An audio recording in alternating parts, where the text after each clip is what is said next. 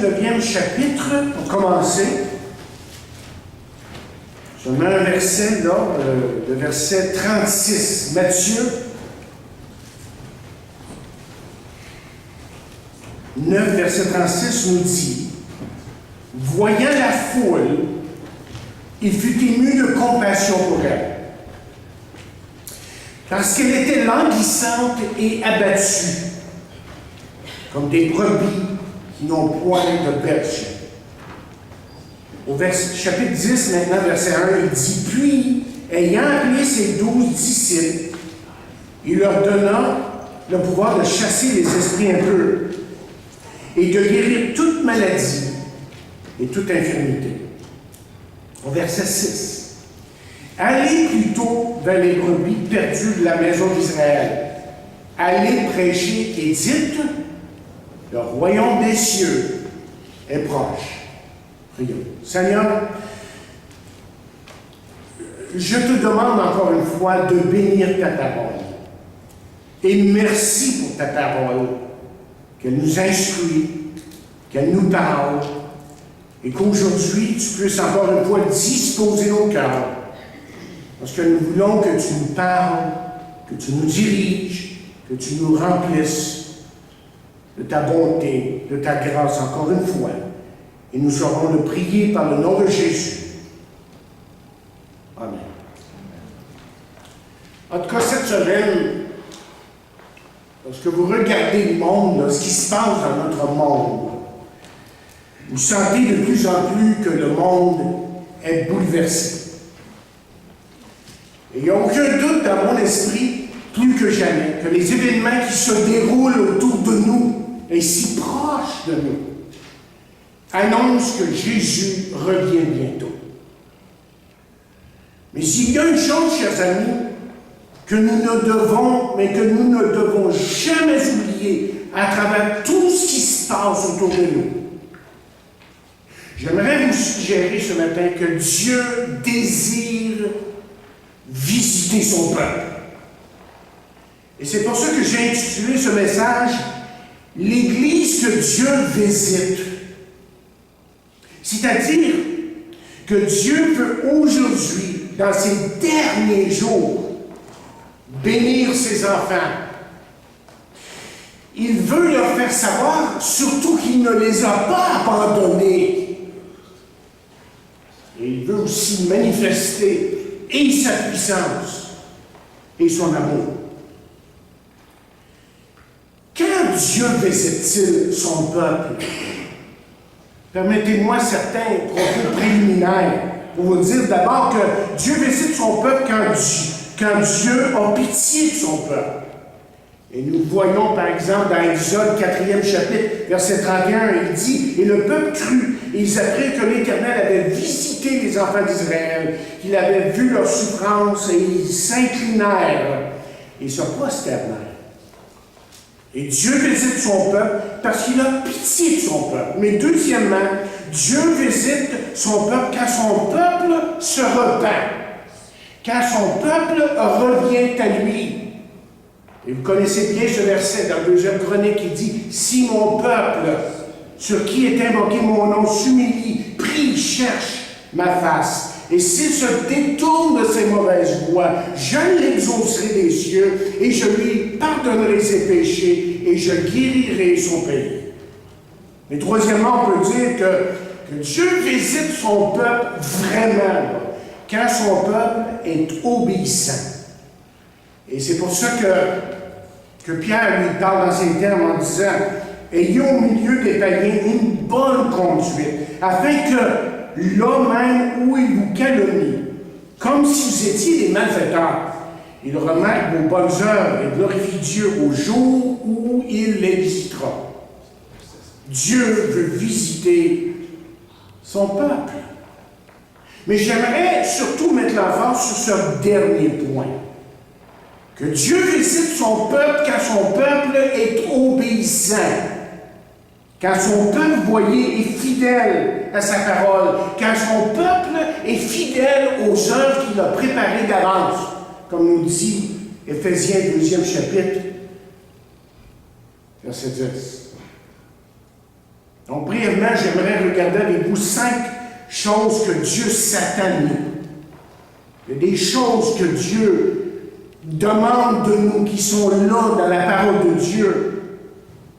Et ce que je vais vous dire ce matin n'a rien de nouveau, là, mais c'est sans aucun doute ce qui compte aux yeux de Dieu.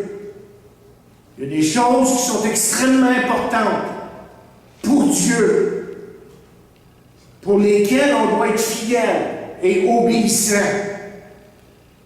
Et ce n'est pas seulement des choses à faire, mais c'est aussi une attitude qu'il faut maintenir. Donc, on découvre tout de suite que c'est une affaire de cœur, d'abord. Et que tout ça, évidemment, est possible lorsqu'on compte sur lui. Lorsqu'on lui fait confiance pour nous donner justement la force de marcher dans ses voies et pour vraiment le glorifier. Qu'est-ce qu'on peut dire? On peut dire que Dieu nous visitera lorsque nous verrons les autres avec compassion. Ça, c'est la première chose que j'aimerais vous dire. Que Dieu va nous visiter si on a la compassion dans nos cœurs. Et vous savez, du premier jour jusqu'au dernier jour de son ministère terrestre, ce qu'on voit dans la personne de Jésus lorsqu'il était sur la terre, c'est qu'il était rempli de compassion. Et le texte le dit qu'il fut ému de compassion pour elle, pour la foule qui était devant lui, évidemment. Et il y a 2 raisons pourquoi je veux vous parler de ça, de cette compassion-là. D'abord, c'est à cause de l'amour que Dieu a placé en nous, que Dieu a placé dans vos cœurs. Parce que vous voyez, au moment où vous avez reçu Jésus-Christ, ou que, on va dire plutôt, je préfère dire, lorsqu'on a fait confiance à Jésus comme Sauveur et Seigneur, que c'est là que son amour, qu'il y a eu comme un dépôt dans nos vies. Que Dieu a placé son amour en nous. Et le même amour qui a amené Jésus-Christ à mourir sur la croix du Calvaire, c'est cet amour-là qui est en nous maintenant, par son Saint-Esprit. Et c'est cet amour qui a fait que Jésus, évidemment, soit ému de compassion. Et c'est le même amour, imaginez, qui nous est décrit dans 1 Corinthiens 13e chapitre. Il n'y a pas de différence entre l'amour de Jésus et l'amour de 1 Corinthiens 13e chapitre. C'est toujours l'amour de Dieu, l'amour agapé, l'amour divin. L'amour, nous dit la parole, est patient, il est plein de bonté. Il ne se vante point. Donc c'est un amour qui veut prendre le contrôle de nos vies et diriger nos vies. Et c'est un amour qui est tellement différent des autres. Parce que, comme vous savez, je l'ai déjà expliqué, il y a différents mots dans le grec, le mot amour, mais le plus fort, c'est l'amour de Dieu, l'amour agapé. Et c'est cet amour qui tend la main vers ceux qui sont dans le besoin. Et s'il y a une chose qu'on a besoin ici, dans cette église, étant au centre-ville de Saint-Jean-sur-Richelieu, c'est la compassion. Parce qu'on n'a pas de compassion, on a oublié ça, là. On va fermer les portes. Il y a trop de besoins autour de nous. Et ensuite, deuxièmement, pourquoi est-ce que je parle de compassion? C'est justement à cause de la situation désespérée des gens. Et on sait que pour le chrétien qui est le moindrement alerte ce qui se passe autour de lui, que les besoins des gens autour de lui sont grands, que les besoins dans notre monde sont grands, et nul besoin est plus grand que son besoin spirituel. Vous savez, on parle de politique, on parle de psychologie, on parle de toutes ces choses-là, et c'est bien, c'est beau et tout ça, mais le plus grand besoin, c'est pas un besoin politique ou psychologique, c'est un besoin spirituel d'abord. C'est quand Dieu vient dans la vie d'un individu est changé. Et aujourd'hui, on voit l'insouciance de tant de gens envers ceux qui ont des besoins profonds dans leur vie. Mais le chrétien, lui, ce qui devrait l'avantager, c'est qu'il a l'amour de Jésus, la compassion de Jésus qui est dans son cœur. Et ça devrait être tellement évident, ça devrait tellement le remplir que son cœur en déborde. En 1954, Winston Churchill, on dit, a reçu l'évangéliste Billy Graham à sa résidence. Et lui a demandé, étant encore jeune, commençait dans son ministère, il lui a dit, « Jeune homme, avez-vous de l'espoir à nous donner? » Bien sûr, je pense que c'est la question pour ceux qui sont dans le désespoir. Ils ont besoin d'espoir. Et moi, je prie de tout mon cœur que pour nous, comme Église locale, que pour vous et moi, que nous ne perdions jamais de vue que quelqu'un qui ne connaît pas Jésus-Christ comme sauveur personnel, qui est sans Christ, autrement dit, n'a pas d'espoir. Il peut penser en avoir un. Mais quand arrive le temps de vraiment réfléchir à sa destinée éternelle, sans Dieu, il est perdu. Il n'y a aucun doute de ça.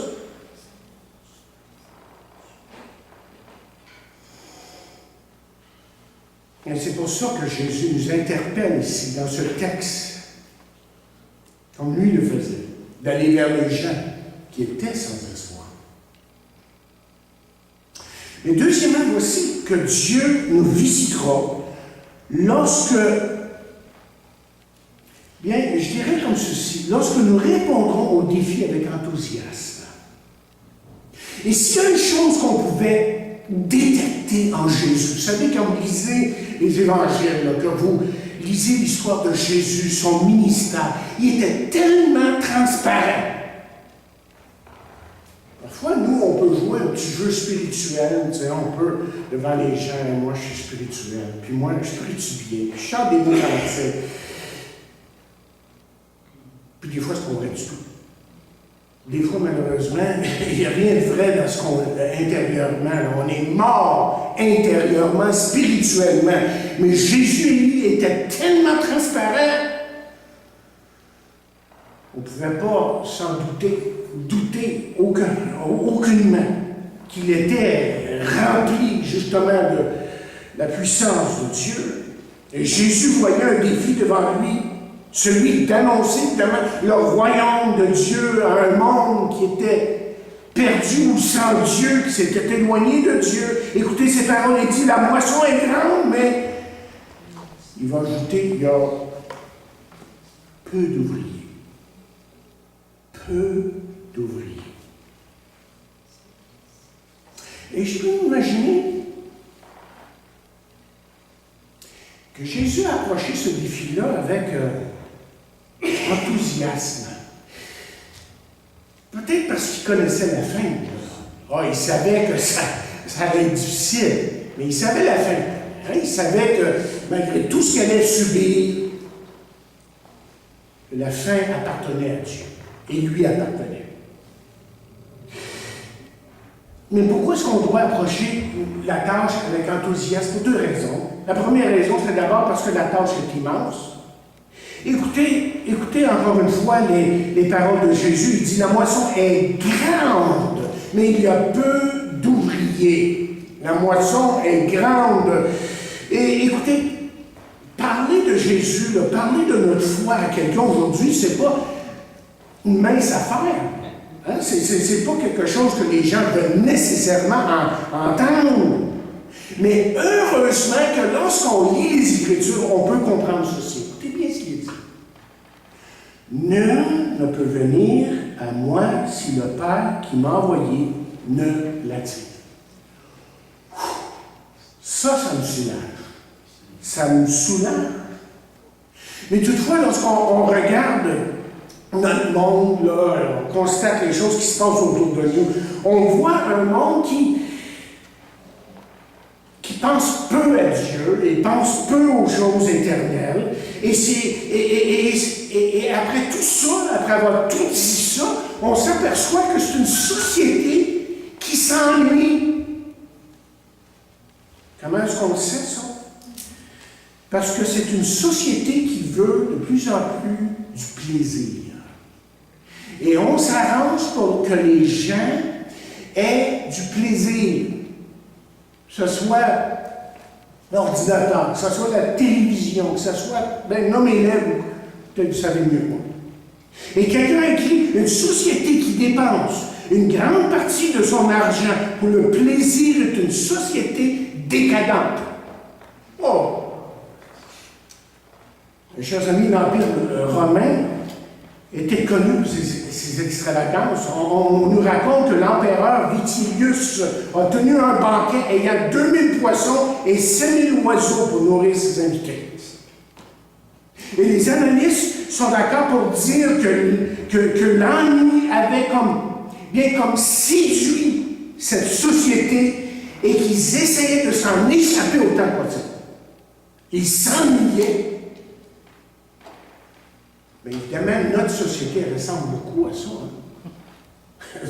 On est pas mal là, nous autres, là. Et c'est pour ça que nous, là, en tant que chrétiens, on a tout un défi. Atteindre un monde imaginé qui est axé sur le plaisir. Pensez ici, là. Atteindre un monde qui veut juste du plaisir, qui n'est pas prêt à réfléchir aux choses sérieuses de la vie de Dieu de l'éternité. Mais il y a un homme de Dieu qui a écrit ceci un jour. Il a dit « Je n'aime pas les temps difficiles, mais j'aime les défis qu'ils m'apportent. » Et c'est un peu ça. Et je pense que je peux dire, en moi et ma femme, au ministère depuis une quarantaine d'années, là, que ça n'a pas été facile.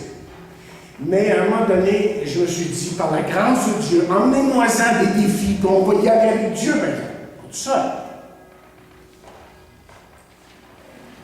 Oui, nous avons une tâche à emmener les gens à Christ, mais on peut apprendre de lui. Là. Lui, il s'est levé avec enthousiasme. Peut-être que vous avez de la misère à voir Christ comme ça. On voit un peu ça. Non, je pense que Jésus n'était pas aussi sobre que ça dans le centre. Je change jamais sourire. Non, je pense que c'est un homme qui pouvait attirer les gens par un simple sourire, par une simple parole qui démontrait que la vie valait la peine avec Dieu.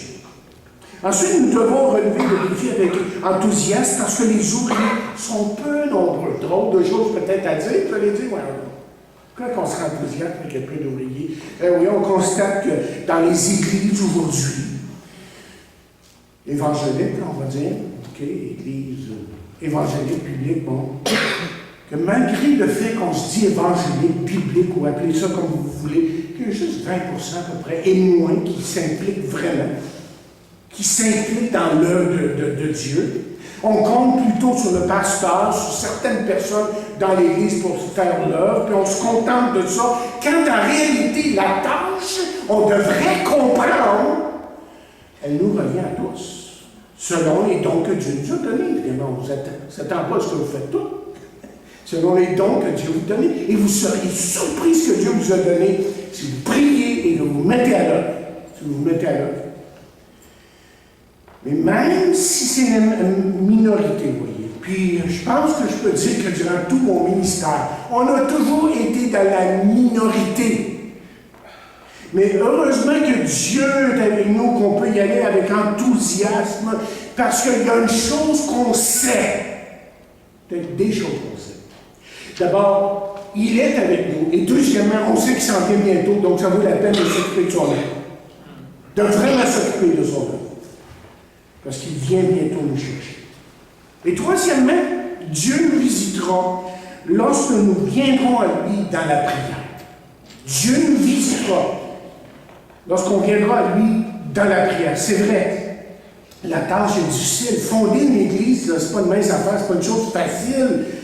Je pense que ceux qui ont été avec moi depuis le début de cette église, hein, on a discuté, on a prié, on a peut-être pleuré ensemble à certains moments, puis on a été soucieux à certains moments, on avait même continué, mais Dieu nous a emmenés là où on est aujourd'hui.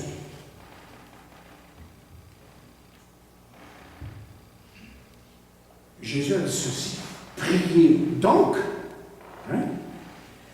Et si Jésus nous dit de prier, il y a au moins deux raisons pour ça. C'est parce que d'abord, chers amis, la moisson lui appartient. La moisson est la sienne.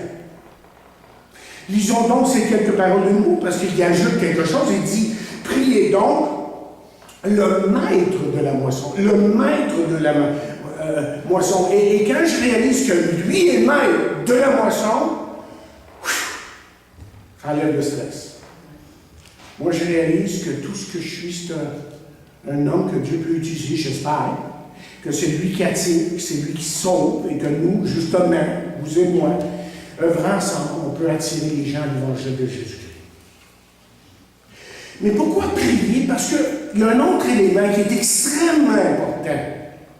C'est que Dieu peut toucher le cœur des autres afin qu'eux aussi se donnent à cette tâche. On prie les uns pour les autres, on prie pour notre Église locale afin que, si je peux le dire ainsi, s'il y en a qui donnent au gaz, que Dieu puisse les réveiller.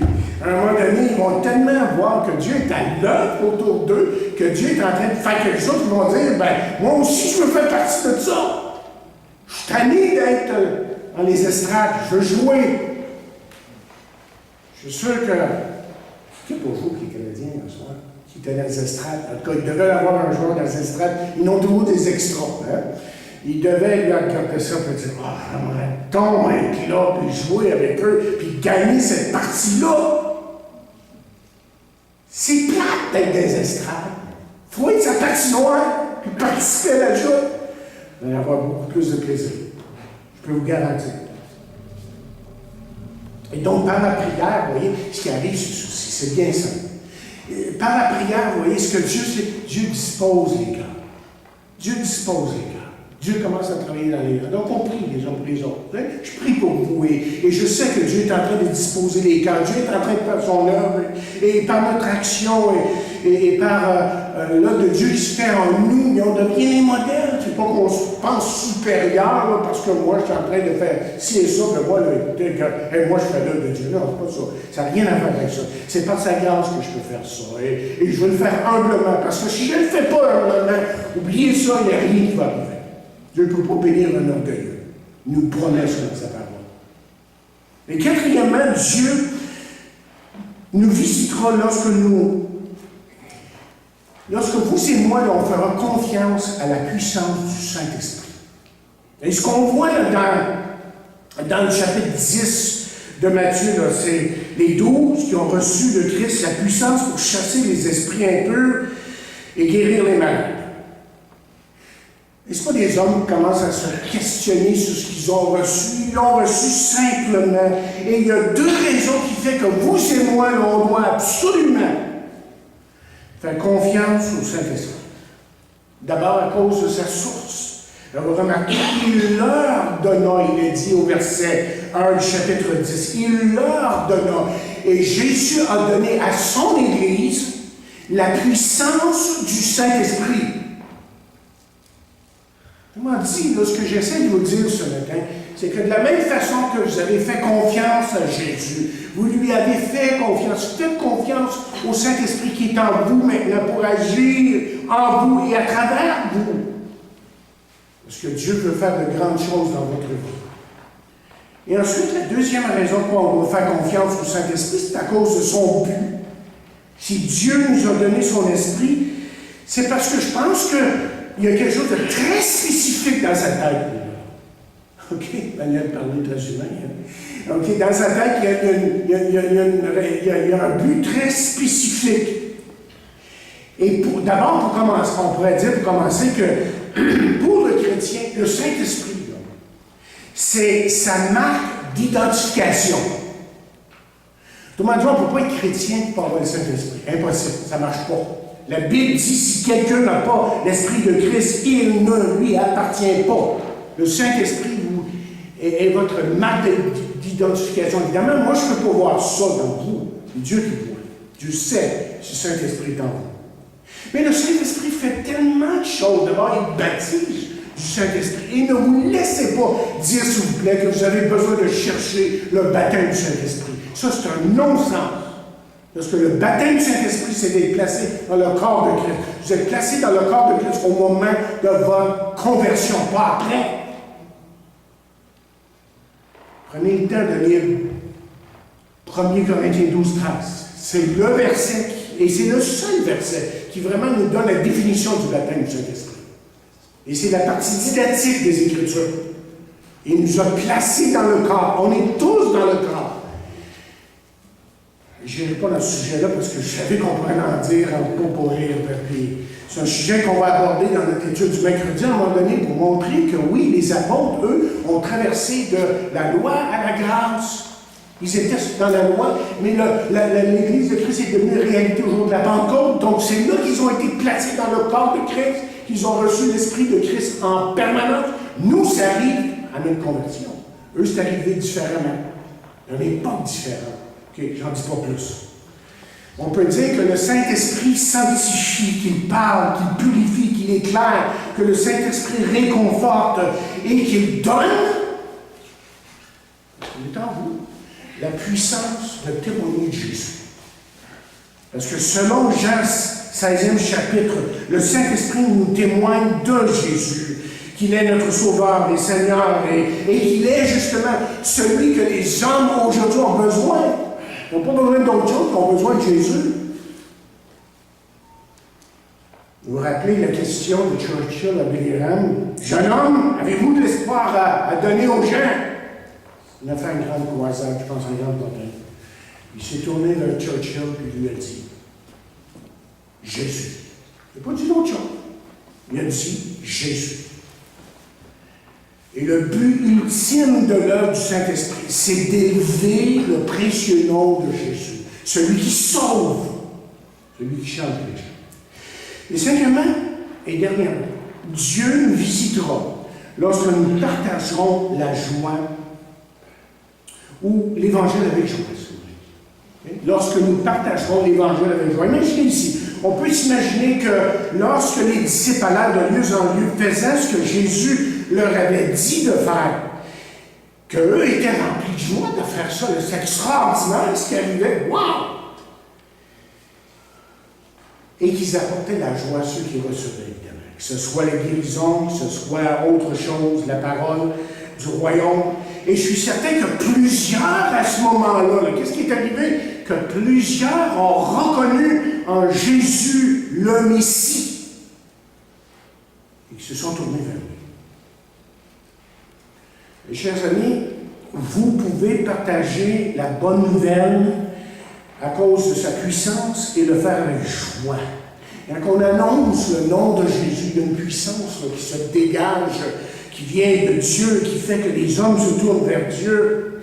Et avez-vous remarqué ce que Jésus a dit au verset 6? Il dit « Allez plutôt vers les brebis perdues de la maison d'Israël. » Et ce que Jésus est en train de dire ici, c'est que vous, là, votre tâche est de prêcher l'Évangile de Christ, l'Évangile du royaume, si vous voulez, l'Évangile de Christ, et je m'occuperai de les sauver, moi, là. Il n'y a personne qui est hors de ma portée. Et Paul a dit, je n'ai point honte de l'Évangile, c'est une puissance de Dieu pour le salut de quiconque. Et si je prêche l'Évangile depuis des années, soit dans l'Église, à la radio ou en plein air, comme j'ai déjà fait dans le passé, c'est parce que je sais que Dieu change les vies. Je sais ça. Il le fait, je l'ai vu et je le revois à maintes et maintes reprises. Et nous pouvons, il y a une autre chose, c'est pourquoi on peut le faire avec joie, là, quand on partage l'Évangile. Vous savez pourquoi qu'on peut le partager avec joie? C'est parce que le salut est encore disponible. C'est encore disponible pour ceux qui croient. C'est aujourd'hui le jour du salut, nous dit la parole de Dieu. Et Jésus dit, le royaume des cieux est proche. Et ce royaume-là veut être en vous. Là. Le royaume, c'est la paix, le pardon, la grâce, et toutes ces choses qui viennent de Dieu. Ça va être en vous. C'est pas juste quelque chose que vous regardez et espérez à recevoir, mais vous pouvez le recevoir aujourd'hui, parce que la Bible nous dit ceci, que tous ceux, mais à tous ceux qui l'ont reçu et qui croient en son nom, elle a, en parlant de la parole qui est Jésus, donné le pouvoir de devenir enfant de Dieu. Donc, entrez dans le royaume aujourd'hui et recevez la certitude que vous serez depuis un jour. C'est vrai, on a vécu depuis un an d'incroyables choses, des moments de joie, des moments d'inquiétude. on doit dire. Et vous avez témoigné ce matin de les changements qui ont eu lieu dans votre vie, ceux qui vont continuer, j'en suis sûr. Mais voyons ces 5 choses-là que Dieu veut nous donner, si vous voulez, et il veut certainement agir d'une façon tout à fait particulière, je cherche un meilleur mot, encore plus puissamment lorsque nous autres, nous sommes remplis de compassion et lorsqu'on agit devant un défi qui est énorme et impossible, humainement parlant, lorsqu'on agit avec enthousiasme, lorsque nous venons à lui dans la prière, lorsque nous faisons confiance à la puissance du Saint-Esprit qui est en nous, et lorsque nous partageons l'Évangile avec joie. Ça, c'est ce qui est devant nous. Et l'apôtre a fini en disant ceci un jour. Il ne se pensait pas plus grand qu'un autre, bien que c'était un grand homme de Dieu. Dieu s'est servi de lui d'une façon incroyable. Une grande partie des épîtres viennent de lui, de sa plume. Il était à l'écoute de Dieu et Dieu lui a donné la parole de Dieu.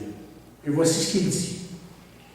Il dit, par la grâce de Dieu, je suis ce que je suis, et sa grâce envers moi n'a pas été vaine. Loin de là, dit-il. J'ai travaillé plus que tous, non pour moi toutefois, mais la grâce de Dieu qui est avec moi.